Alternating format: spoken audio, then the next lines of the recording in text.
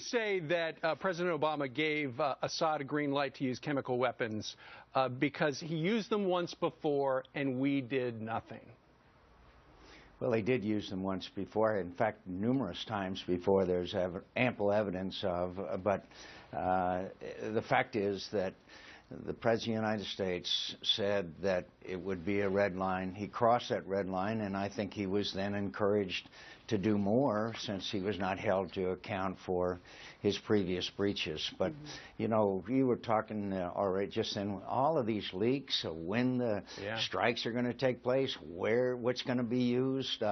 If I were Bashar Assad, I think I would declare tomorrow a snow day and keep everybody from work. Well, that's what we've been saying, This is Senator. crazy. Yeah. These leaks are just crazy. But is this the way in which, you know, is this 2013 war? I mean, is this the new way of doing war? Or is it just that the administration is sort of profiling exactly what they're going to do for the enemy? Well, I think that that's happening, but the sad part of this is that they keep announcing that this is not anything to do with the regime change.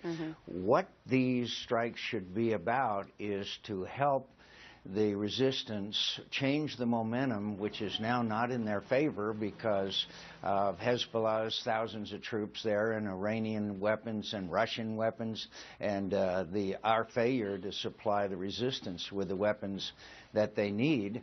And so therefore you have a situation where we are basically saying that you can stay in power. Now, this is the same president that 2 years ago said that Bashar Assad must leave office. And so where is America's credibility? Where is our ability to influence events in the region? And I promise you that those who say we should stay out of Syria do not understand that this is now a regional conflict. Look at the news from Baghdad this morning. Look at the dislocation in Lebanon. Look at Jordan, which is overflowing with refugees to the point where the regime there, the king, is very unstable. So this is a regional conflict that's getting worse. And what is the president's policy? What is the president's policy? So, Senator, you know the pushback on this. And by the way, Syria is implicated anti-American just by what they did for the insurgency in Iraq. Tangentially, they have killed our guys. They have maimed our guys. If it wasn't for them, that insurgency wouldn't be able to flourish. They're able to go back there, get a quick shower, get some training, fresh weapons, and go back in and continue the fight. But what is the perfect scenario? Because you know the rebels don't seem to be nice guys. And on Monday, Tom McInerney, general, says that General Idris, who you met with, not a good guy, tied with Muslim Brotherhood. So a lot of people are at home going, where are the good guys in this? Well, I know of no ties that General Idris has to the Muslim Brotherhood. I know that there is some Islamic influence, maybe. These people are Islamists. But to call them al-Nusra or al-Qaeda affiliated, they are not. Look, I met these people. I went into Syria. I know General Idris. He's not a radical, nor are the people that work for him. Yes, there are jihadists flowing in from all over the world, actually, to fight. But General Idris is a good man. Here's the plan that we need to implement.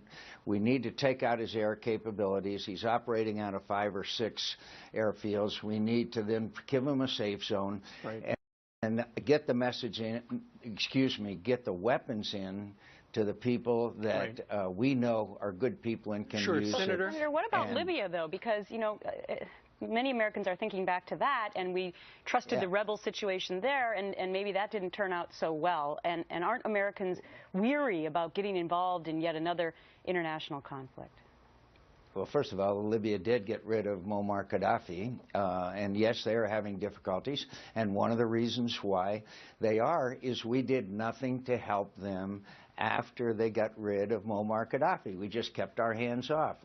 We knew what needed to be done and what assistance they needed, which they could have paid for, and so we are paying a penalty for that. All right, Senator, ask a question. Doesn't the president need congressional approval? Shouldn't he be talking to you guys about this? Because we understand they're just informing you on the phone. Well, they should be consulting. It's interesting to me that both the British Parliament and the French Parliament have convened to discuss this issue. I do think that the President needs to have more consultation, which so far has not been there. But the War Powers Act is a little murky about that. Okay, plenty of leaks, though. All right, Senator John McCain joining us today. Sir, thank you very much. Thanks. And remember, it was supposed to be 2 to 3 days of campaigning, and now it's 1. Fox News learning is just going to be 1 day. How much can you do in 1 day?